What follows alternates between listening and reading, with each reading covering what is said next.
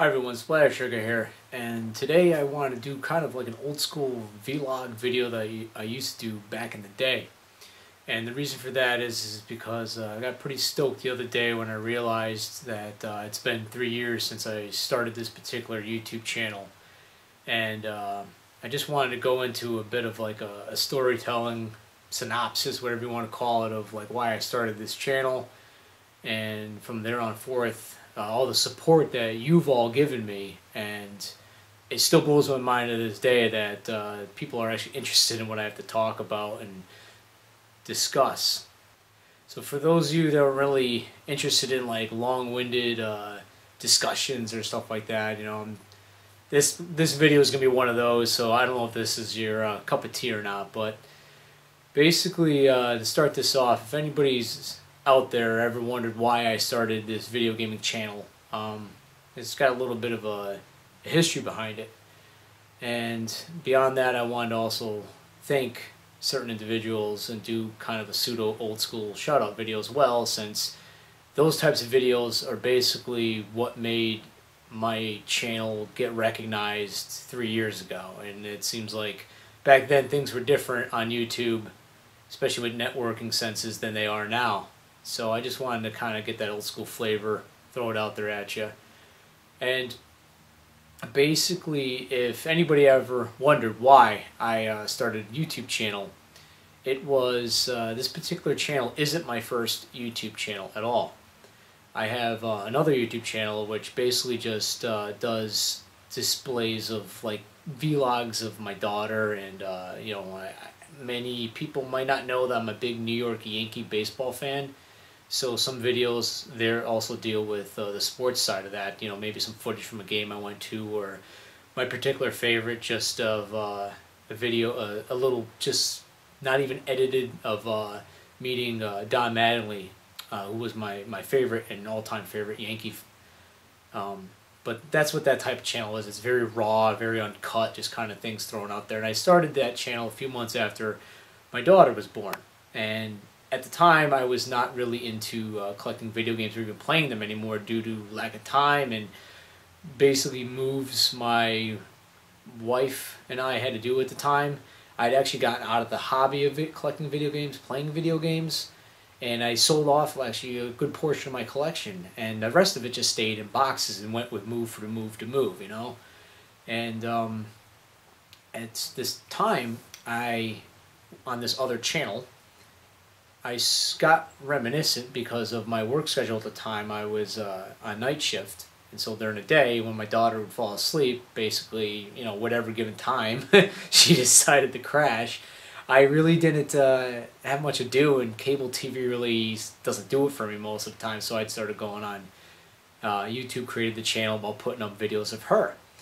And as things started going along, I started getting noticing there was video game footage of like stages and stuff. So I believe my first researching playthrough, it was more of like a let's play kind of thing I was looking for, without commentary, and that was I think it was Contra for the NES, because that's one of my all-time favorite games. So I started watching a few of those playlists and whatnot, just the game, playthroughs, and whatever it may be.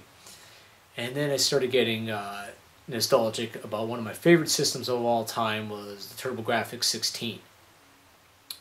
And this is kind of where it started spiraling into what became SplatterTrigger. And so I started watching, one of my favorite games on there was Utopia 1 and 2. So I started looking up videos of those because it's just reminiscing, Yeah, my system and all the games were in a box in like the garage at the time. But I just was basically bored, and I would just watch these videos, and it really got me nostalgic. And one of the channels I watched was a fellow out of Finland, and his name is, I can't really pronounce it because it's all just consonants, but it's, I guess you would pronounce it lmphk. It's lmphk. And I started talking to him, and just saying, oh wow, I remember these games from back in the day, and his channel was completely dedicated to just doing playthroughs without commentary. and he would just do a stage or a boss fight at a time. So I would just watch what he put up.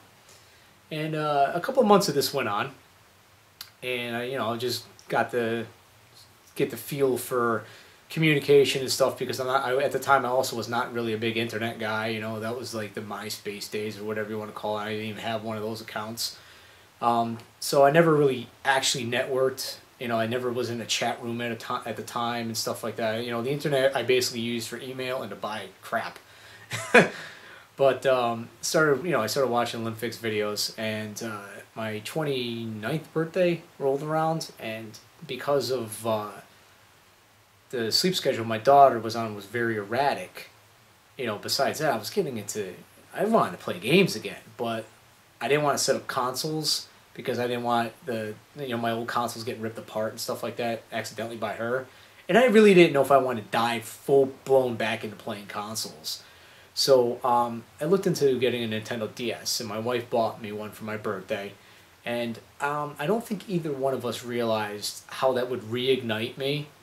And as the time, I got my DS, and then of course I asked a couple of friends in lmphk what game should I get for this. I researched it a bit myself, and then I decided to go on YouTube. And a couple months into the fact, just before I created SplatterTrigger, I researched DS games. And if any of you were on YouTube back then, and you heard the name DS, you immediately, it was synonymous with a YouTube user named Retrocalypse,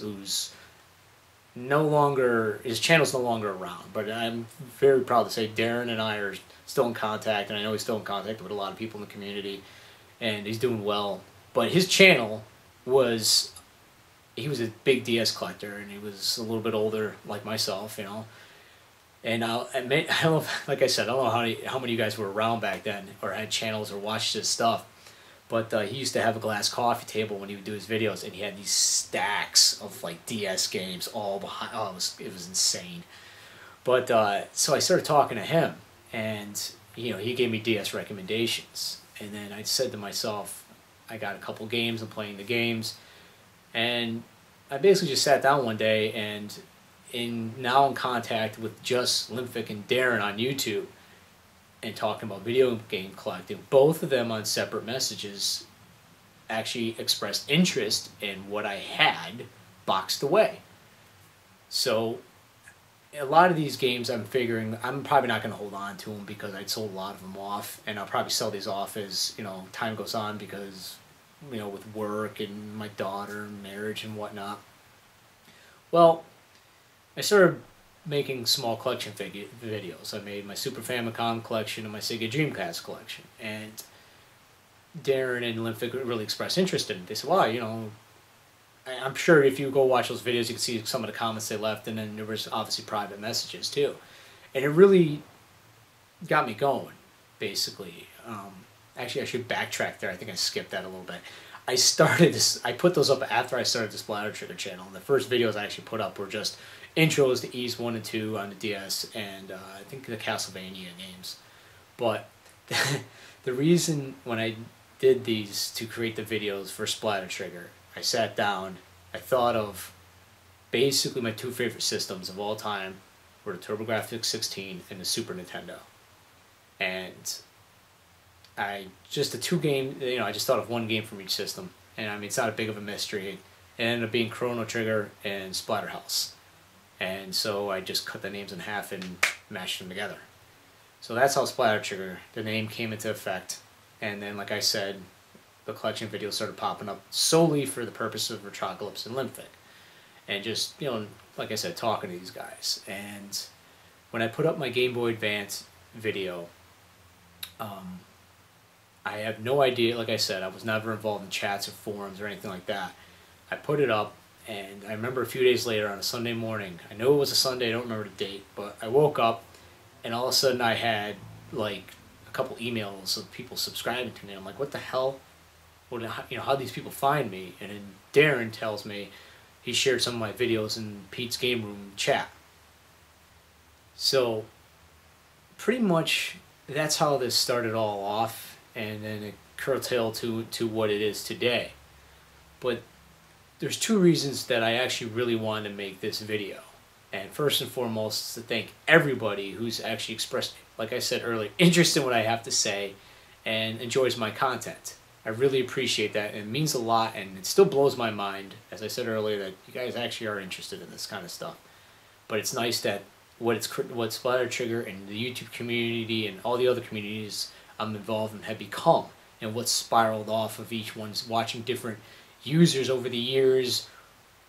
Some disappeared, some blossomed into something completely unexpected and very either successful or just very innovative.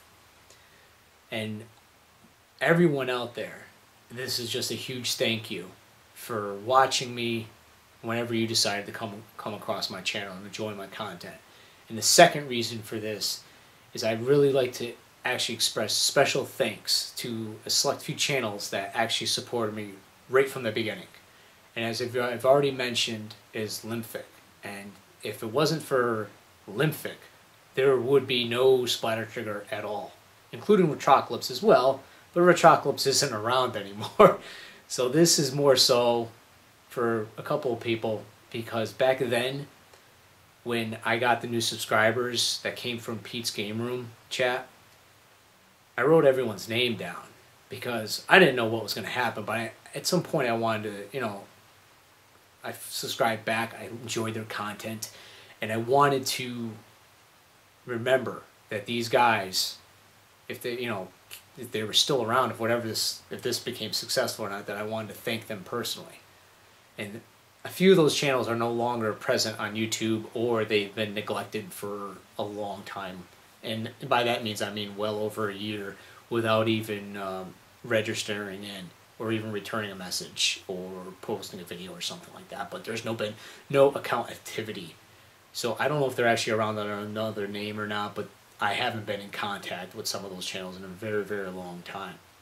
But the ones that still watch, that are still around, and that talk to me even off of YouTube and Twitter and Facebook,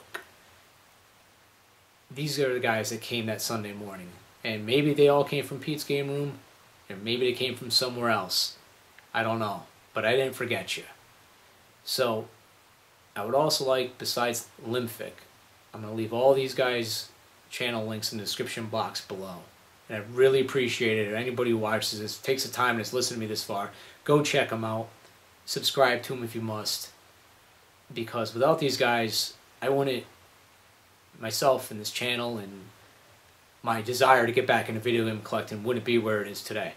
And so first off would be lmphk, because as I stated earlier, without his channel and his just talking to him, I would never even blossom the idea for this.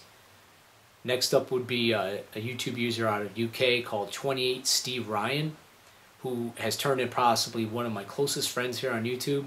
And I highly suggest, if you're easily offended, you don't even bother going to his channel. He's got an interesting and unique sense of humor, which I really do appreciate, and I know some people out there do as well. But for those that are easily offended, I would stay away. But all in all, he's a good guy. He's just got a particular brand of humor, and like I said, I find him funny, and just chatting with him even off YouTube about personal stuff and such, it's always a blessing. Next up would be Mark, xlovenragex, who is also a fellow lover of comic books and amongst various other things. I remember when I first came across Mark's channel after a subscription, he had this enormous beard, and I had no idea at the time that he was still in high school. I thought he was much older. And it was just pretty interesting when you see somebody for face value and you're like, oh my god, this guy's, how old is this guy? But yeah, Mark's a really nice guy. So by all means, like I said, check him out if you get the chance. Another fella that's been a steadfast supporter, been there since those days, is a YouTube user called shinmaryuu. Shinmaryuu puts up a ton of content. Kevin does a lot of vlog videos. He's very opinionated, very outgoing and honest about what he feels and what he thinks. So it's always a good debate if you're into that kind of thing to go talk to him, and it could be about anything. which is where I like reading his posts, especially on Twitter. And he's all around nice guy, and I think he puts out a lot of good content, and I really think he deserves a lot more support and interest than what he has now. So by all means, check him out. And finally, the last one channel that I have to mention would be Cody motherwii, who was at one point, I have to say, possibly the biggest strategy guide collector that I've ever known. And it's been a while since Cody's put up a video, but I know he's still around. I still see him posted on Twitter, but he's definitely worth checking out. He's an all-around good fella, and these group of guys were there basically, if I want to say, from day one. And I really appreciate it if everybody would go, at least, like I said, check out their channels. I mean, I could reminisce about other things back then, even though it was only 3 years ago. It feels like it's been forever, but things like, you know, if everybody remembers Games in Me, and that was where the Games in Me back, you know, that was the day, that was the first chat I ever got involved in, first forums I ever got involved in. And it's nice to see how Alex is actually, who has made a comeback with Megas X1, and he's getting back into the community, which is nice to see. And, you know, like I said, those days were, these types of videos are what made the community back then. Your regular shout-out videos, which I don't see too much anymore, because I understand the networking capabilities these days on YouTube. It's all the channel recommendations, and I get it, you know, but once in a while it doesn't hurt to forget where you came from and what built this community. So with with all that said, thank you for everyone. Thanks for watching, and hopefully I'll be here for at least another 3 years. Take care.